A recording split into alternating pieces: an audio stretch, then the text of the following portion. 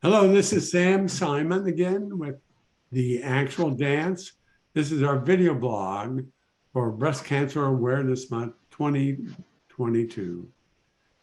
You may be used to seeing the blog and writing, but this year we decided to do a video blog. And today I have a very special guest. I'd like everybody to meet Chuk Obasi. Chuk is joining us from New York City, and Chuk is a performer of the actual dance and has been performing as a solo performer in the role of Sam Simon for almost 4 years now, or maybe even longer. And Longer. longer. Well, I want to say welcome, Chuk. And first of all, thank him in so many different ways for his willingness to do this. And as a result, teaching me so much about the play that I wrote. And Chuck, I've talked about this year about how much I learned from my own work, even when I perform it, but having someone else perform it. In fact, the one thing I will say early on is as you were beginning to perform it, and we got you your own director because it was two-step. My director, Kate Holland, was your first director. And Yep. then we got a second director who was as much a choreographer because you are a dancer, Yeah. a trained dancer and do dance. But through all of that, for me to watch someone else do it, and here was the difference. What I learned is that I've been bound in my head and my performance by my own experience. And by you reading the words, having your own life experiences, and I know you'll mention that you put a different and new and unique energy in it that has taught me about my own work. And I love that. And thank you. And you do it every time you perform it. And, but I learn every time I perform it. We could spend the whole time talking about how theater does that. And it's a gift to the performer as well as often to the audience. So going back, it wasn't too long after I started performing and Susan was watching it. And it may have been in an October timeframe that she had said to me that wondered what she had met you and wondered whether you might be interested, because from Susan's perspective, she told me, or she articulated that there's a high incidence of death, higher than in Caucasian world and the African American world, and possibility that people of different races and ethnic, and we've even learned gender backgrounds, all experience the same thing. And it would be helpful for audiences of all kinds to see this show performed and articulated differently. So that's what we approached you. I don't know if you had you were very open. I'm going to say it from my end, we saw you very open. Maybe you'll just say hello, tell us a little bit about yourself. I will be the first one to say that Chuk has just become an equity actor. So congratulations on that status. And talk a little bit about what motivated you to say yes, and just your early experience. Sure. Yeah. And that was 2015, 2016. I think I first did this in 2016. So that would make it 7 years, Sam. Wow. Yeah. And so at the time, I had seen you perform this piece about 4 times by the time you had approached me. And I'd never done anything like that before. A one-person show, hour-long one-person piece. And where you just have to be completely vulnerable, more so in your case, you're telling your story. And so knowing everything that I knew about this piece at the time, and everything I'd known about it, I thought it would be terrifying to do something like that myself. And so because it was a big challenge, I saw it as a big challenge. The subject matter, the length of the piece, the responsibility of telling someone else's story and doing it on your own, with two musicians, sure. And so, and I love that kind of thing. As an actor, I love challenges, and I also love the growth that would have come from it. So when you approached me, I thought, well, how am I connected to this this concept of the actual dance? How am I connected to cancer even? And I did have a friend who had been diagnosed with colon cancer at the time, and a really good friend. And I was really worried about his health and about losing him, and so I used that as an orienting connection. And I remember talking to Bobby about it. And I said, this guy I know, Sam, he wants me to do his play. And I think it's cool because it really shows how universal the experience is. And it's really cool because, me and Sam are so physically different. And so audiences are going to be in for, something really refreshing if they've seen it before and they see my version. And I'm telling them all these things. And I said, but, I do worry about,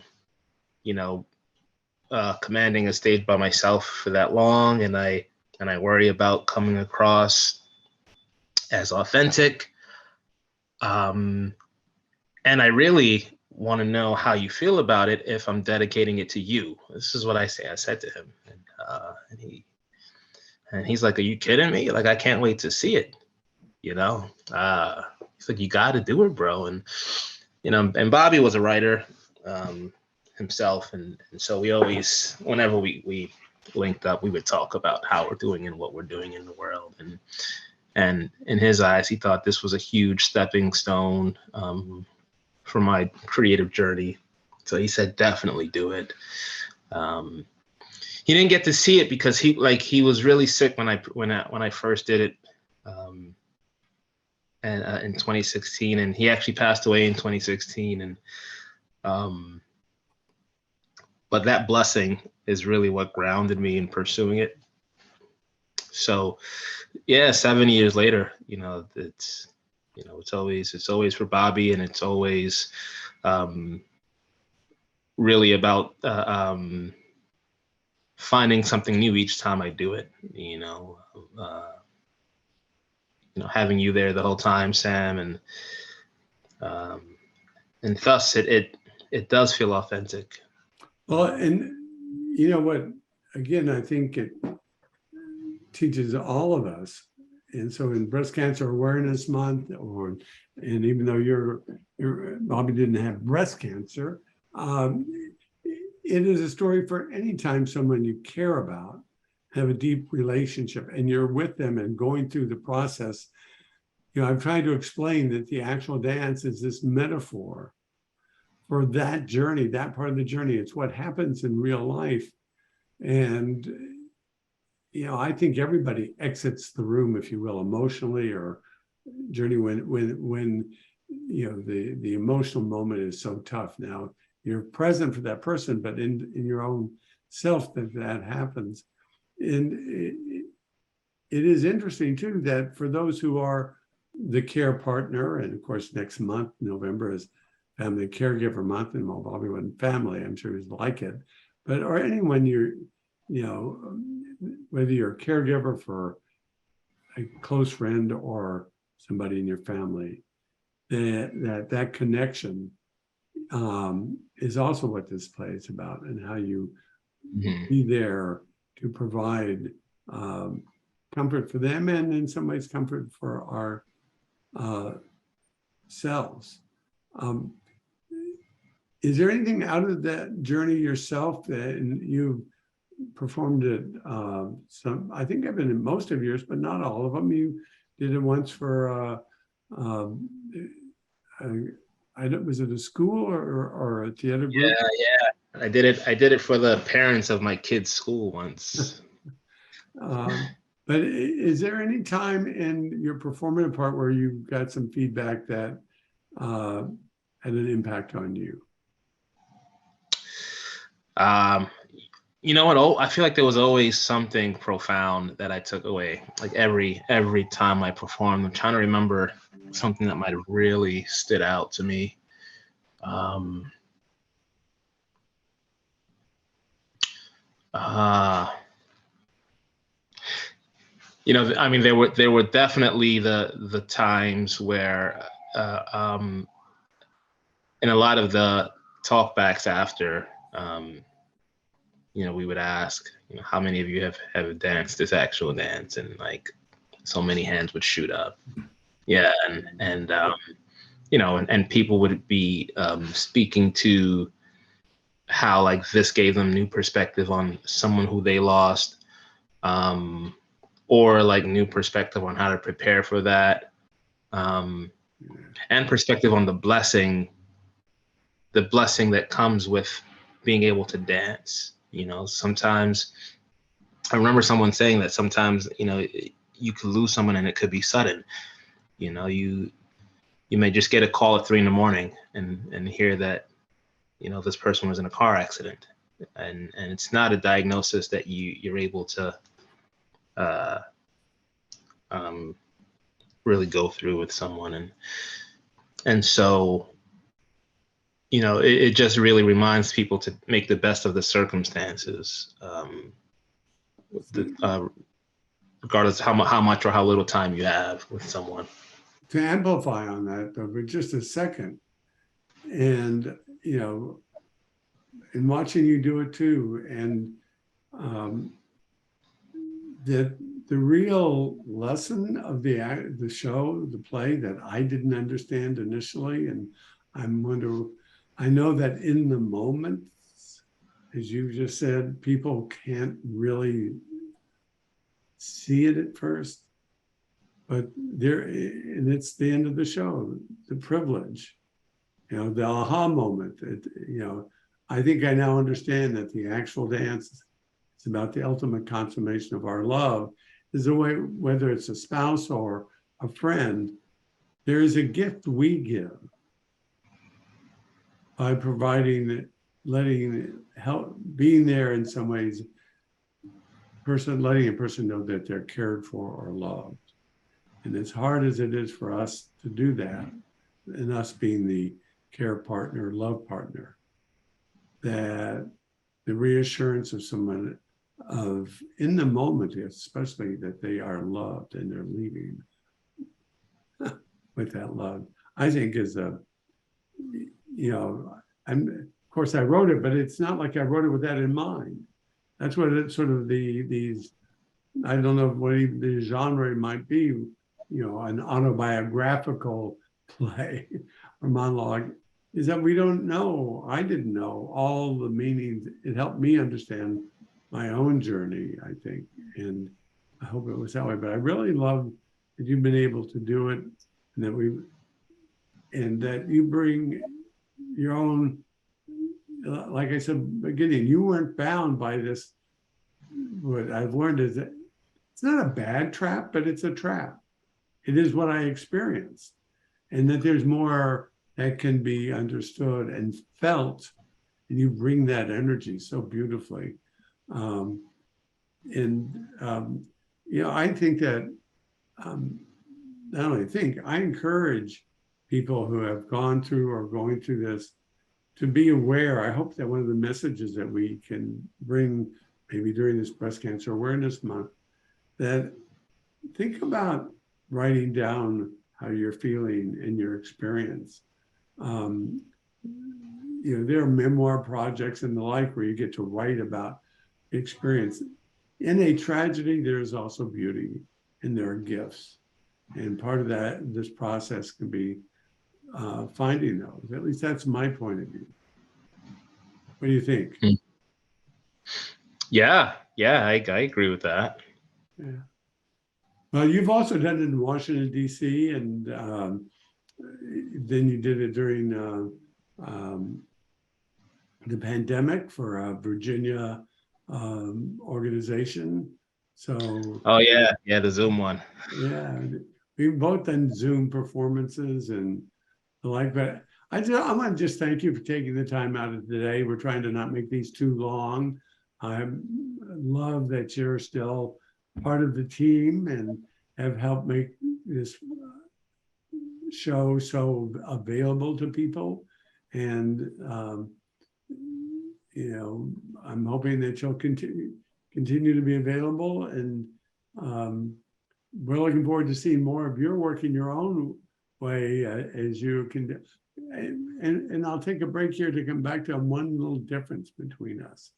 How old are you now, Chuck? I'm 38 now. So you started this about 31, 32. I was 68, I guess. I'm 77 now. So this story can be told by anybody. And even though we talked about some of these things, right? Should you be made up to be much older? And no, you played it in the mid 40s. In your mid 40s, we adapted the script. People go through this ritual at any time in age. It is not only an old person's story.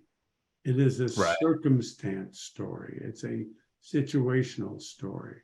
I think, and it happens we talked about it, well, the phone didn't ring.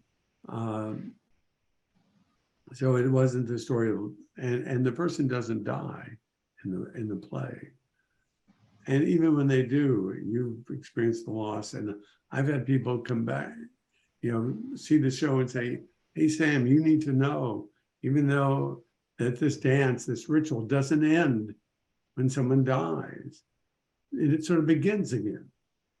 It is the metaphor for the process of finding new wholeness once you lose someone. But it's a beginning, it's not an ending, and it's getting ready for that. So thank you again. I hope we can, I know we're going to keep in touch. And Chuck, I will just remind me, do you have your own website or something for your work? And I don't remember that. So this is real time, people.